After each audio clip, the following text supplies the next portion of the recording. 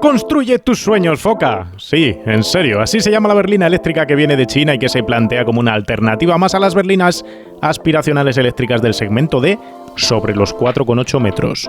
Un rival para el Tesla Model 3, el BMW i4, ambos coches que aquí nos han gustado mucho. Yo soy Guille García Alfonsín, esto es Power Hour con la energía de Total Energies.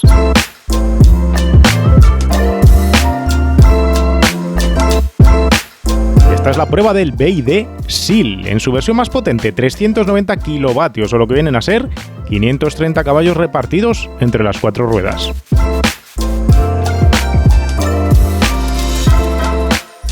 Este coche tiene una versión de acceso de 313 caballos por 46.990 euros, que es tracción trasera, es decir, solo tiene un motor atrás. Y luego tiene otra variante, que es la que nos han dejado para probar, que tiene 530 caballos, tracción total y que arranca en 48.990 euros. Solo hay 2.000 euros de diferencia entre tener el coche con tracción total y 530 caballos o quedarte con la versión de tracción trasera y 313 caballos. Ambos comparten la batería de 80 kWh de capacidad neta, aproximadamente, con química de litio ferrofosfato, la química más barata que la NCM, pero también más estable a lo largo de las cargas. La cuestión es, ¿realmente te merece la pena ahorrarte 2.000 euros en un coche de casi 50.000 y no optar a la potencia máxima? Es cierto que la versión de menos chicha gasta un 10% menos que la versión con los dos motores, así que si la autonomía y el hecho de gastar menos es algo que es vital para ti, entonces puede tener sentido el quedarte con la versión de acceso. Si no, para todo lo demás hay que pensar en esta variante. Con estos precios el BYD no es barato a primera vista. Un Model 3 de Tesla en versión de acceso de 286 caballos y tracción trasera arranca 9.000 euros más abajo en precio, con una batería, eso sí, mucho más pequeña, pero también con un consumo mucho más bajo, como veremos en un rato. Un i4 de acceso con tracción trasera y 286 caballos arranca en 57.350 euros, que son 10.000 más que el modelo de acceso de BYD. Tiene de nuevo una batería más pequeña de 70 kWh, pero de nuevo gasta claramente menos y es un BMW, lo que es un factor diferencial importante en estos segmentos. Lo relevante aquí con el BYD, como ya nos ocurriese con el Dolphin, es que si metes todo igualando equipamiento, es cuando realmente puedes comparar precios y ver si este coche es competitivo o no. Cuando eliges la versión de 530 caballos de este coche, estás a 1.000 euros del Tesla Model 3 de 500 caballos, 30 caballos menos, gran autonomía y doble motor. O sea que están prácticamente emparejados. Es cuando metes en esa ecuación al i4 de BMW cuando te das cuenta de que el i4 en esas circunstancias se va a más de 65.000 euros. Entonces, podemos decir que el BMW juega en otra liga mirando a otro tipo de cliente porque está muy lejos en precio tanto del Tesla Model 3 como de este coche. Podemos decir que entonces en ese espacio comercial está este coche y el Tesla y no hay más, porque el Polestar 2, aunque se parezca, es un coche que es 20 centímetros más corto y también claramente más pequeño en sus plazas traseras y me parece que compite directamente en otro segmento. La cuestión es que teniendo en cuenta el equipamiento que lleva de serie este coche y el que lleva el Tesla, tampoco vemos una tremenda diferencia entre lo que te llevas a cambio del precio que pagas. Por eso, como ya dijimos con el Dolphin, me parece una estrategia curiosa, arriesgada, peculiar por parte de BYD poner sus productos directamente alineados en precio con lo que tiene Tesla, porque entonces hay que jugar otro tipo de bazas para poder convencer al cliente para que compre tu producto. No es un producto low cost orientado a convencer al cliente por puro precio bajo. Visualmente, BYD sigue en este coche con la temática marina. La idea que han tenido ha sido la de las formas orgánicas propias de animales marinos, que tienen esas formas hidrodinámicas bien pensadas para surcar el agua sin esfuerzo, que se aplica a todos sus modelos, con nombres elegidos de animales acuáticos también. Tiene su sentido toda vez que en los eléctricos se buscan esas formas suaves para mejorar el coeficiente de penetración aerodinámico, que aquí se declara en 0,22. El coche es un 3 volúmenes largo, 4,8 de largo, 1,87 de ancho y una altura de 1,46, clavando las cotas literalmente del Model 3 y del i4 de BMW. Su frontal es afilado con un diseño que recuerda al aplicado por Porsche en el Taycan. La vista lateral tiene una cintura ascendente formando un hombro con una marcada cadera posterior. Por debajo hay una línea de atención estética que es una réplica perfecta del diseño creado para el Alpina 110 original diseñado por Michelotti y que sirve para romper el peso visual de tanta chapa vista en el lateral. El arco del techo y la altura de las lunas quedan mejor compensadas que las de un Model 3, que tiene un techo visualmente más alto frente a la cintura. La trasera es suave con un portón de maletero limpio, una cola truncada donde se coloca un piloto continuo con tecnología LED que de nuevo huele a Porsche. Es un coche agradecido de ver, es chulo, no es excesivamente llamativo o cantoso y hay suficiente criterio para evitar caer en colocar elementos innecesarios para mantener el formato limpio. Buen trabajo aquí por parte de BYD, las cosas como son. Por dentro podemos empezar con los puntos fuertes positivos que ya vimos en su momento en el Dolphin. Este SEAL tiene una muy buena posición de conducción, con un asiento que me parece genial, no tiene muchísimos reglajes, pero agarra muy bien el cuerpo, es muy cómodo y está muy conseguido a pesar de llevar el reposacabezas integrado, que a mí por lo menos me queda como anillo al dedo. No sé si otras personas con otras alturas puede que le quede demasiado bajo, no lo sé, pero a mí por lo menos me gusta. Asientos que son ventilados y calefactados, posición de conducción muy agradecida, piernas estiradas, cadera relativamente alta respecto al asfalto, como en cualquier coche eléctrico, porque al final tienes que dejar espacio por debajo para las baterías, pero los tobillos te quedan bien posicionados respecto a la cadera y el volante cae justo donde quieres. Un volante que es casi redondo, liberando aquí la parte para pasar las piernas, los dos codos apoyados a la misma altura y con reposacodos bastante altos para que sea descansado conducir. Tal vez se metan un poquito conduciendo cuando estás haciendo volante contra volante en medio de tu trazado, pero eso lo puedes ajustar cambiando la regulación de respaldo. La visibilidad hacia afuera muy buena, a pesar de tener los pilares bastante lanzados, deja bastante espacio para ver en los ángulos cruzados y no se te mete demasiado el retrovisor cuando estás entrando en rotondas en el campo de visión. Los materiales, los ajustes son buenos, no son espectaculares, pero sí que son buenos. Se cubre parte del mueble del salpicadero con continuidad en las puertas de ante de color claro, con un buen tacto. Podemos decir que la percepción subjetiva de ejecución interior está un pasito por delante de lo que te da Tesla con el Model 3, pero a mi juicio y gusto personal, un BMW i4 destila más sensación de calidad. El problema llega, como ya nos sucedió con el Dolphin, a la hora de empezar a enredar en el caótico sistema operativo integrado a través de las pantallitas. El climatizador está en la pantalla táctil para variar, pero acceder a él, si tienes Android Auto o Apple CarPlay activo, implica varios toques de pantalla consecutivos. Si estás en el menú principal, también te obliga a toquetear y colocar el desempañalunas trasero, por ejemplo, exige varios pasos. Encontrar, por ejemplo, la opción para desactivar o modificar el avisador acústico del límite de velocidad o cambiar el ajuste del asistente de carril activo queda también escondido detrás de varios menús que son poco intuitivos.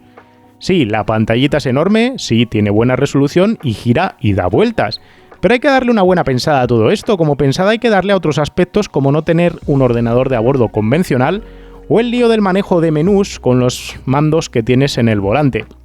El hecho de que, por ejemplo, el mute de la consola central no sea el mismo mute que tienes en el radio derecho del volante es extraño. El acceso al nivel de regeneración de frenada también está escondido detrás de un montón de menús. El navegador integrado en el sistema tampoco cuenta con una predicción de paradas y tiempo de parada para repostar si aplicas un viaje largo que lleve al coche más allá de su capacidad de batería.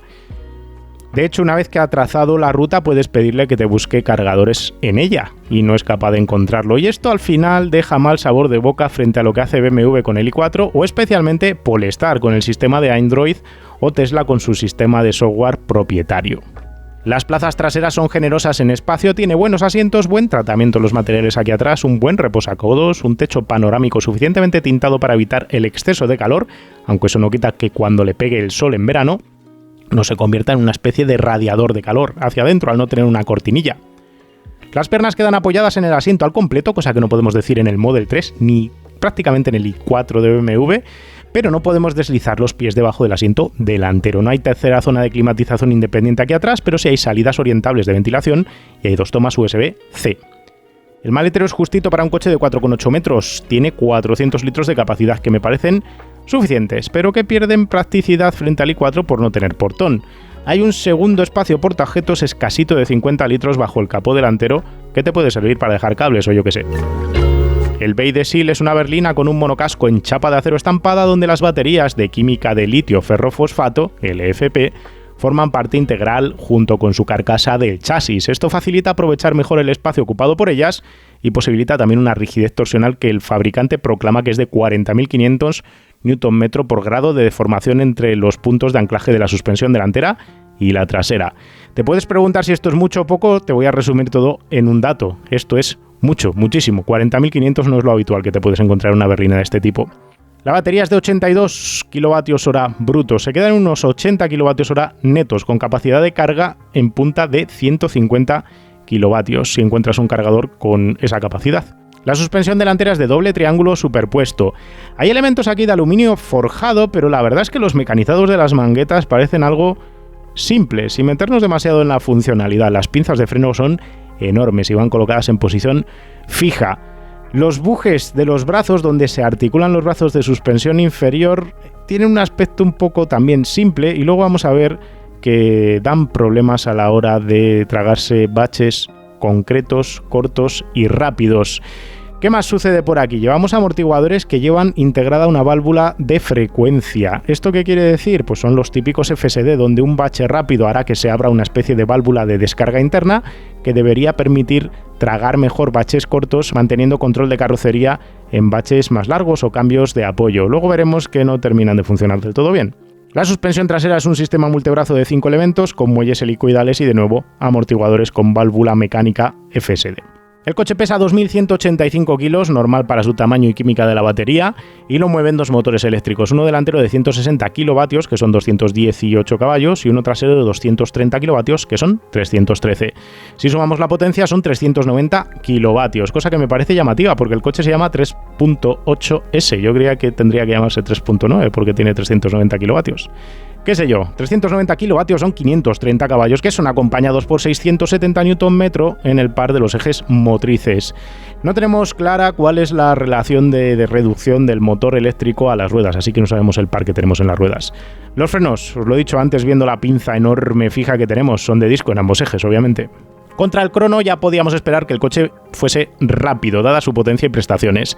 El 60-100 lo hace en 1,8 segundos, el 80-120 lo hemos medido en 2,9. Aunque tiene más potencia que un Tesla Model 3 Dual Motor, los cronos son muy similares y el i4 M50 lo deja claramente atrás, siendo el BMW más de medio segundo más rápido en el 80-120.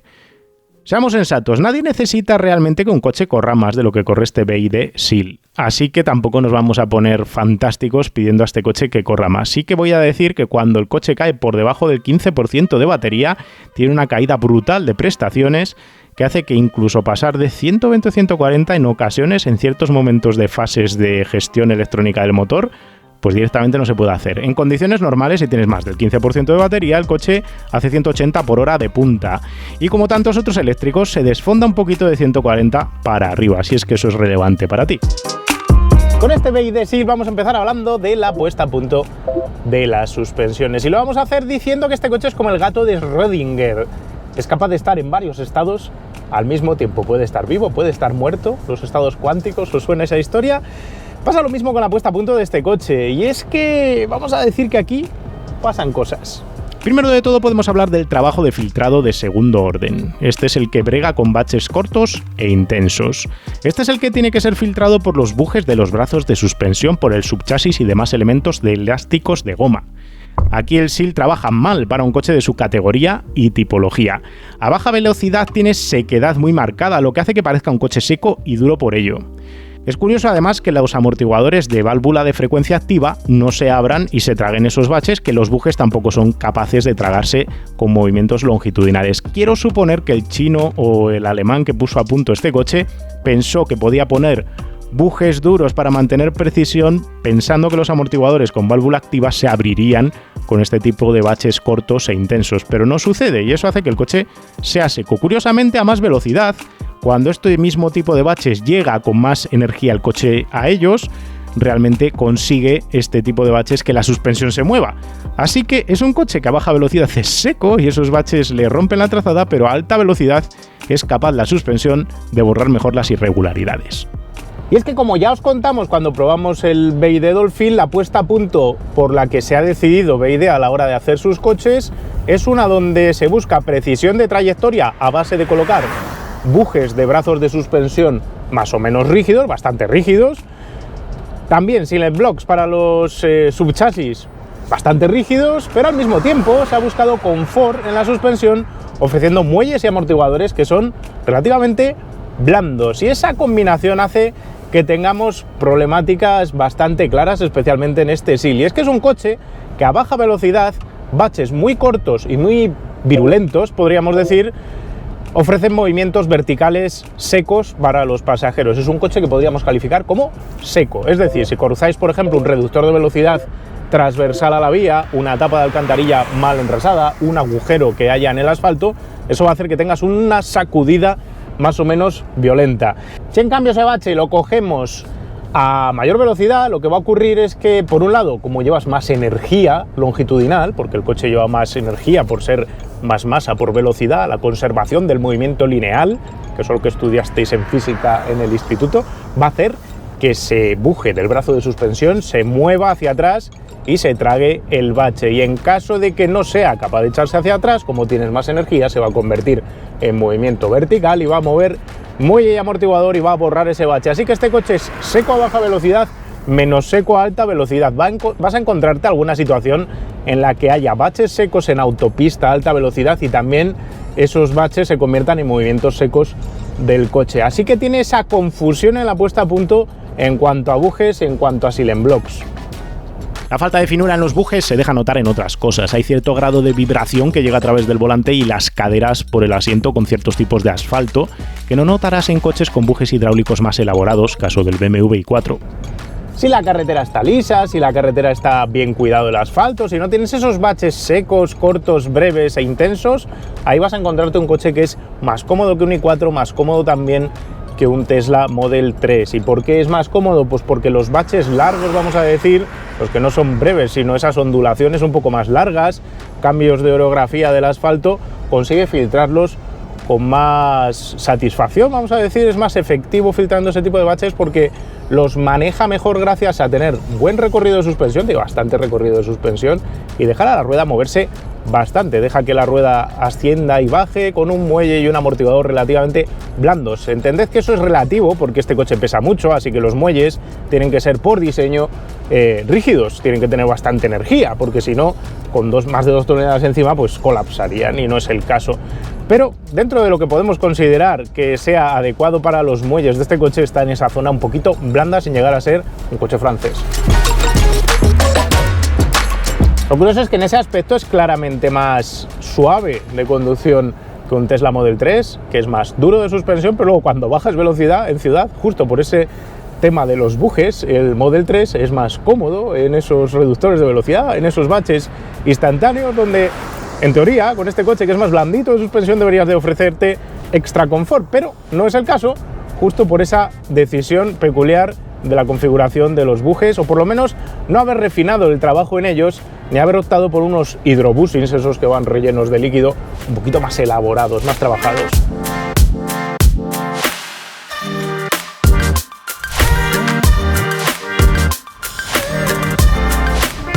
El tema final es que si la carretera está bien, el coche lo que va a hacer es flotar sobre ella como una alfombra mágica y ofrecerte confort al mismo tiempo que te ofrece seguridad, porque son coches de estos que notas bien plantado en el asfalto y que no va haciendo cosas extrañas, porque si bien es cierto que tiene esa sensación de que flota un poquito en cierto tipo de baches, porque va blandito de suspensión, lo que no hace es cambiarse de carril, ni te da la sensación de que esté descontrolada la extensión del coche. Voy a decir que en ciertos baches largos, la realidad es que baches un poco pronunciados y largos también hacen que este coche tenga 2 oscilaciones antes de quedarse donde estaba al principio. Esas 2 oscilaciones son las que se notan como que el coche flota, y eso nos dice que el amortiguador en extensión podría ser un poco más duro para controlar justo ese tipo de oscilaciones, pero hacer el amortiguador más duro luego haría que el coche no fuese tan instantáneo en los cambios de dirección, luego veremos por qué, y por otra parte haría que el coche también perdiese algo de confort, esa manera de surcar la carretera. No es un problema único de este coche el tema de las oscilaciones que vienen 2, porque con coches muy pesados es bastante habitual encontrarnos esa problemática. Por ejemplo, lo contamos con el i4 con suspensión de aire comprimido en el eje trasero, que también tenía una segunda oscilación. Nos pasó también hace poco con el i5 de BMW, que también podía ofrecer alguna oscilación adicional, y al final todo eso tiene que ver con hacer trabajar al amortiguador frenando un coche de 2 toneladas y pico con muelles que no son tablas. Por eso, entre otras cosas, se utilizan muelles tan secos y tan duros en los coches eléctricos en busca de mitigar justo esa problemática de las oscilaciones. Pero cuando tienes mucho recorrido de suspensión, como en este coche, y tienes oscilaciones, por lo menos tienes para agarrarte el hecho de que utiliza una suspensión muy bien elaborada en cuanto a geometrías. Usar doble triángulo delantero más usar un multibrazo trasero hace que, aunque la carrocería se mueva bastante arriba y abajo, el coche no cambie de dirección lateralmente porque está muy bien controlado donde están las huellas de los neumáticos, y eso siempre es un punto a favor. Así que el resumen es el de un coche cómodo, más cómodo ante el bacheo medio o largo que un Model 3, pero al mismo tiempo más seco en bache corto y más flotón cuando el bache es largo y vas rápido o quieres cambiar de dirección rápidamente. Vayamos con otros aspectos positivos del coche. Voy a hablar ahora del silencio de marcha, que tiene una cara buena y una cara menos buena. La buena es que hemos medido 63 decibelios a 120 por hora en nuestro tramo de control, lo cual lo hace tan silencioso como el i4, prácticamente igual de silencioso que el Model 3, que sí que es un poco menos ruidoso, pero estamos hablando de menos de un decibelio de diferencia, en cifras alrededor de 62-63, donde no se nota tanto la diferencia como subir un decibelio cuando estás de 68 a 69, por ejemplo. Tiene un problema este coche, y es que el sistema de climatización, y yo creo que lo vais a alcanzar a oír justo dentro de esta onboard, es muy ruidoso y además está constantemente trabajando y haciendo cosas extrañas. Es un coche que le pasa pues como al Dolphin, donde el ventilador de la climatización toma mucha presencia y eso hace que suba el ruido del habitáculo 3 decibelios, o sea que con la climatización activa, si hace frío fuera, os lo vais a meter en 66, y si llega a hacer molesto, habría que trabajar eso por parte de BYD. Y luego está la problemática de que el climatizador no es el más inteligente del mundo. Si le pega el sol, a veces enciende el aire frío, aunque haga frío dentro, otras veces no tira suficiente aire caliente, le cuesta además bastante tiempo alcanzar temperatura al aire, puedes tirarte 10 minutos desde que arrancas, si has dejado el coche en la calle, hasta que empieza a caldear el ambiente dentro del habitáculo. Y luego tiene muy mala gestión del empañamiento. Desde que esta mañana he cogido el coche, que estaba a 8 grados, lo he ido a lavar para grabarlo ahora,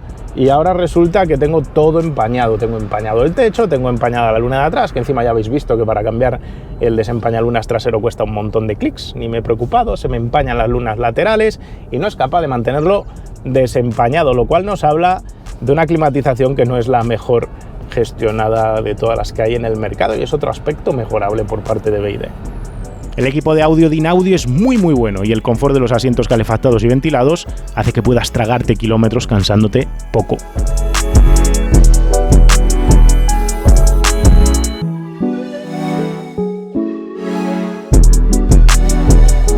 Hablemos de otras cosas, hablemos de tacto del acelerador. Como en cualquier coche eléctrico, la motricidad es bárbara y la entrega de potencia totalmente lineal y acompasada con lo que haces con el pedal derecho. Esta versión con 2 motores además tiene una muy buena gestión de dónde está enviando el par en cada momento para que el coche haga exactamente lo que le dices y no haya dramas con el coche culebreando, haciendo la culebrilla cuando estás metiendo toda la chicha que tiene, aunque tenga situaciones como la que tengo yo ahora, que tengo directamente el suelo helado. Madre del amor hermoso, y aquí no han echado sal, está el suelo peliagudo ahora mismo.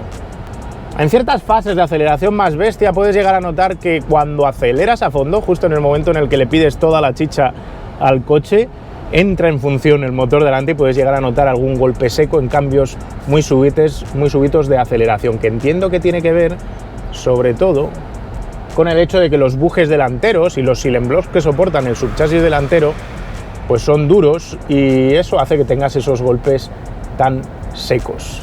La frenada es modulable, es repetible, aunque el pedal se me antoja demasiado blando. Hay poco feedback si estás recalentando los frenos.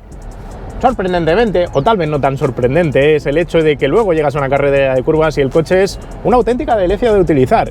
La combinación de ese amortiguador blando en extensión que os contaba antes, que ofrece confort, hace que el coche caiga en el apoyo rápido, así que a las izquierdas y a las derechas es un coche que reacciona con ganas. Y como tiene el centro de gravedad abajo, porque es un coche eléctrico con una batería colocada abajo y hacia atrás y bastante centrada entre los dos ejes, pero eso con un poquito de predominancia en colocarse hacia atrás, todo eso hace que el coche sea muy agradecido de conducir, porque resiste muy bien el subviraje, luego tiene buen paso por curva y luego cuando vas al acelerador tiene motricidad y además tiene ganas de mantener el coche en la curva. Si entras muy fuerte en la curva y sueltas el acelerador, se mete hacia dentro de la curva. Es difícil encontrar una situación en la que satures el tren delantero. A la dirección le falta información, voy a decir, porque rugosidad del asfalto, ya os decía antes, que lo llegas a notar, pero aunque construye un buen peso y te da una sensación positiva, no es una dirección de estas que vaya demasiado asistida y te deje un poco loco,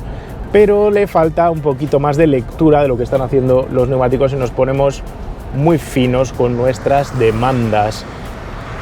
Me sorprende justo para bien este coche por esa sensación de compenetración en el curva a curva y en el de poder ir discurriendo por la carretera a pesar de tener ese toque de suspensión ligeramente blanda que justo en este tipo de conducción resulta hasta agradecida. Fijaos lo que os llego a decir.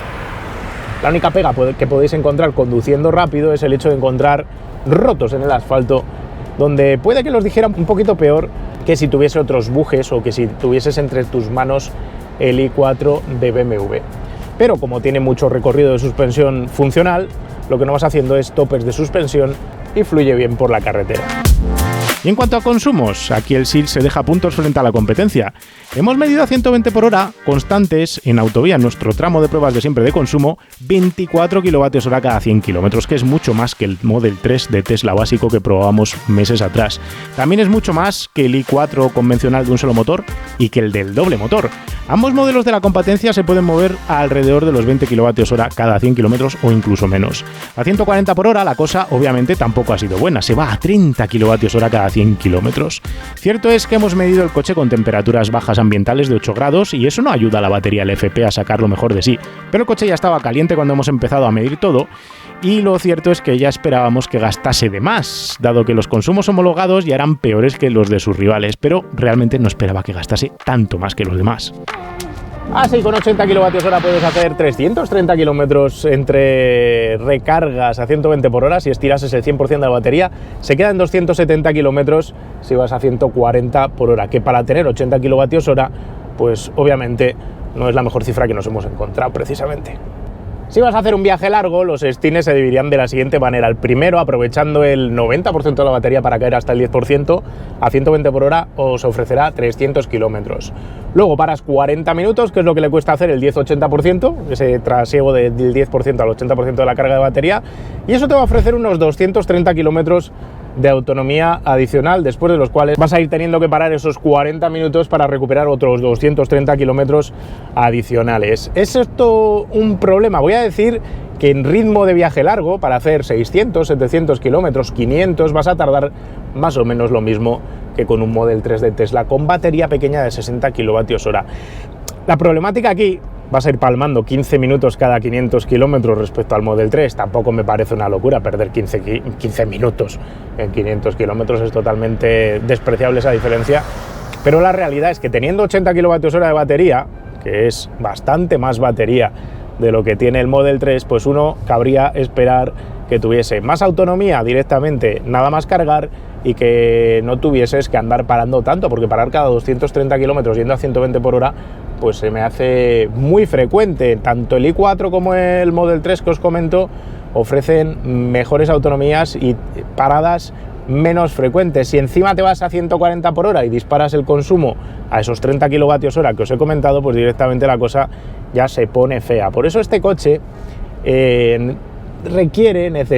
debería mejorar su eficiencia energética para sacar más partido a la batería grande que lleva y alinearse justo en ese aspecto, en eficiencia energética, con sus rivales. Pero también diré que no es tan habitual hacer viajes de más de 700, 600 kilómetros en una jornada, y cuando tocan esos viajes realmente no tiene una pega tremenda a nivel de tiempos frente a cualquiera de los otros rivales. Así que es más una queja académica, vamos a decir, porque se podría hacer mejor con lo que tiene, pero aunque no lo haga mejor por eficiencia energética, por lo menos lo suple con extra de espacio de batería frente a i4 y Model 3 equivalentes. Me llama la atención la baja eficiencia, toda vez que el fabricante habla de ese CX de 0,22 que os contaba antes, que es mejor que el anunciado por el BMW i4, que tendrá la misma superficie frontal. Aquí pasa algo en la gestión electrónica del motor, de las baterías, de la electrónica de potencia o directamente el CX que nos han contado no es el real, porque si no, no me explico por qué gasta tanto este coche comparado con sus rivales.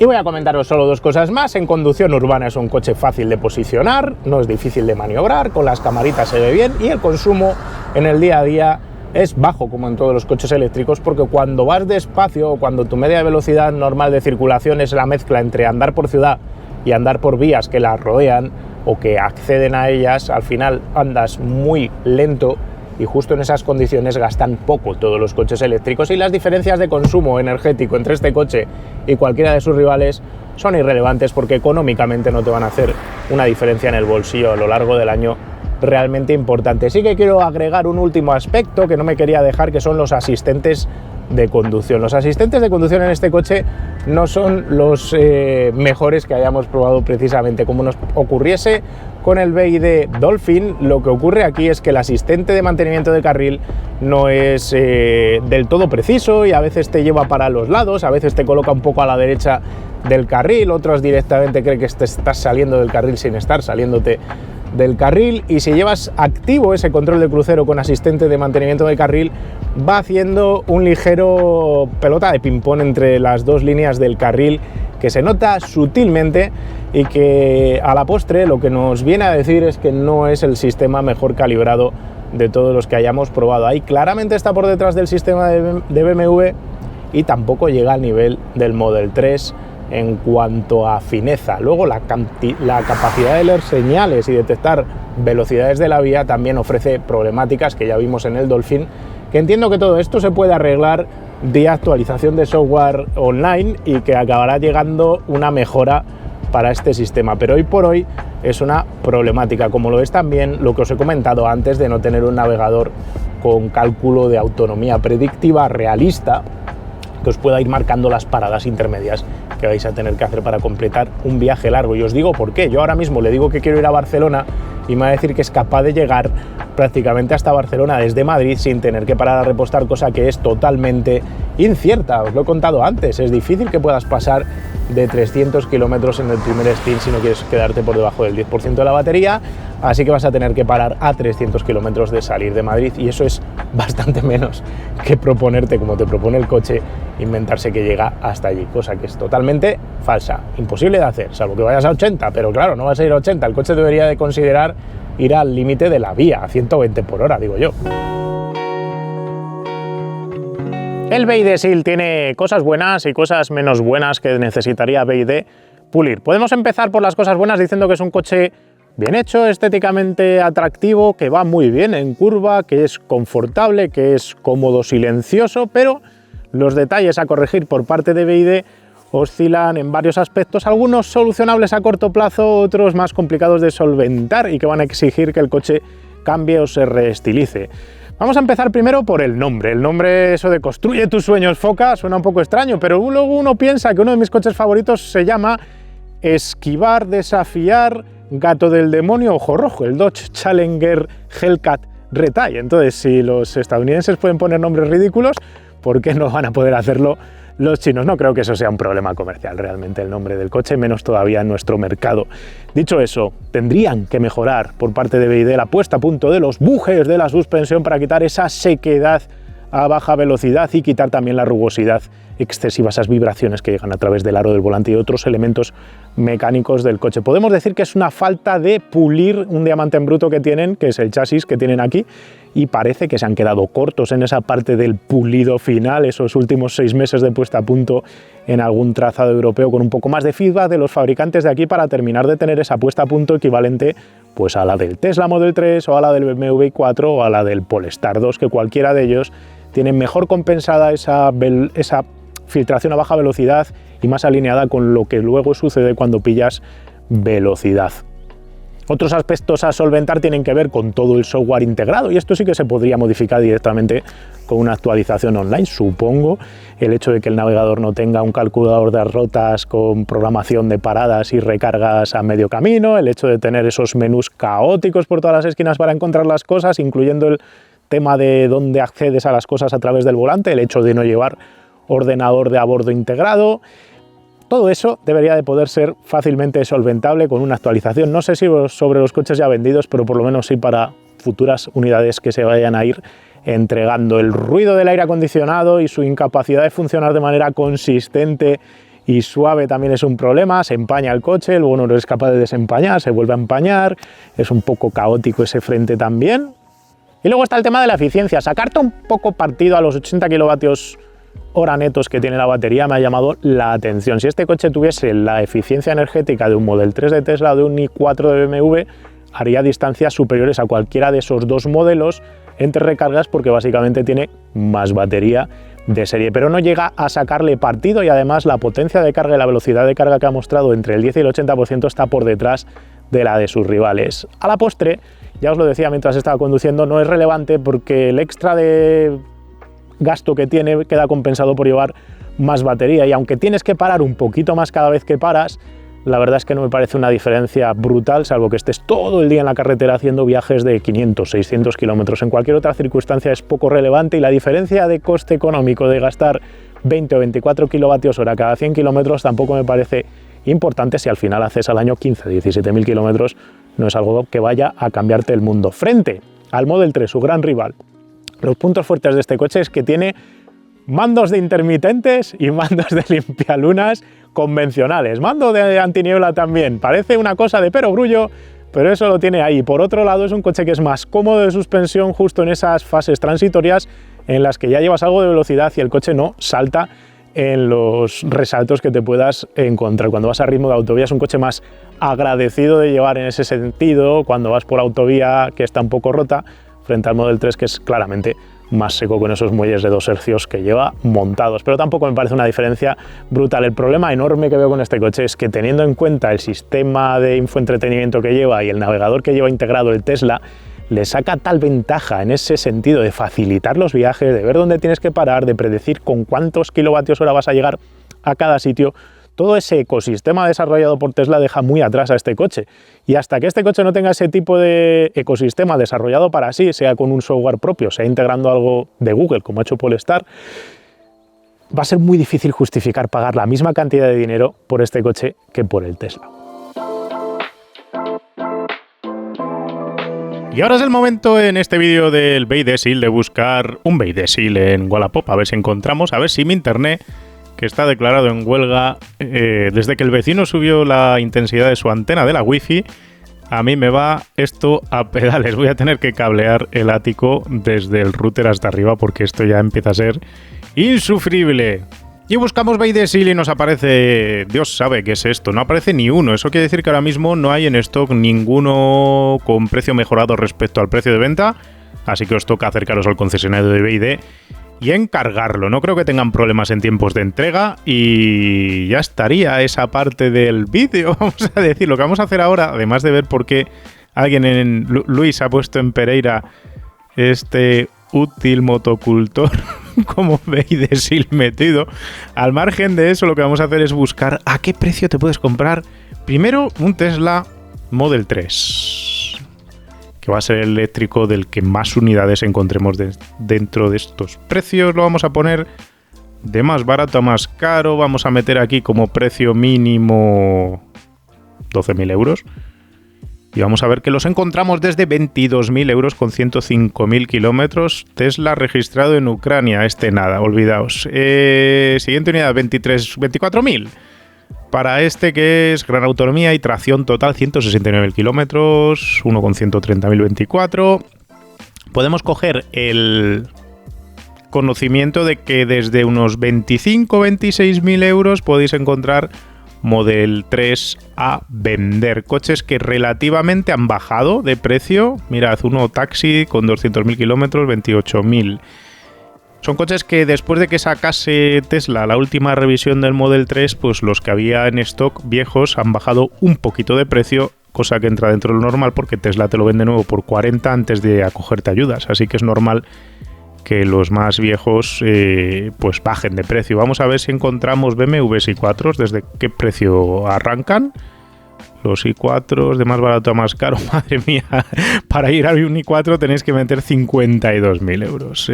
Hay muy pocas unidades. Es un coche que ha funcionado comercialmente muy bien. BMW se está hinchando, por ejemplo, vendió en enero 4.000 en Europa, que ya son unidades para un coche con estos precios. Y lo que vamos a hacer ahora es buscar, por último, un Polestar 2. A ver en qué precios arrancan para tener también esa visión. Desde 31.500 euros.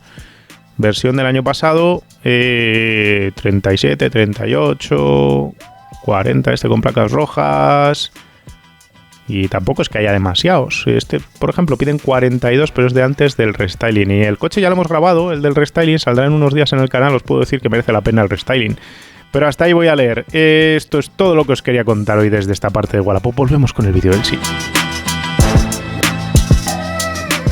La cuestión es, ¿funcionará en el mercado el BYD Seal? ¿Se venderá mucho? ¿Se venderá poco? La verdad es que yo le veo complicado venderse mucho con la tarifa de precios actual alineado con el Tesla, pero supone un producto de refresco frente a ese monólogo que tenía hasta ahora mismo el Tesla dentro del mercado. Como os decía antes, el i4 lo veo totalmente fuera del rango donde se mueve este coche, lo veo como una opción alternativa y no me imagino a un cliente comparando el i4 con este coche y comprándose este coche. Nos falta por probar el Ioniq 6, que viene unas pocas semanitas por aquí por PowerUp, porque tuvimos problemas la otra vez que lo fuimos a coger, así que nos servía también para colocar esa otra berlina alargada dentro de estos 4,7 metros de largo para ver dónde se posiciona al lado de este coche, pero la oferta de berlinas eléctricas ahora mismo es escasa y justo gracias a esa escasez BYD tiene una oportunidad de tener el único coche alternativa real a igualdad de precio, equipamiento y pegada que el modelo de Tesla, y eso puede suponer un punto a su favor frente a todos aquellos clientes que no quieran optar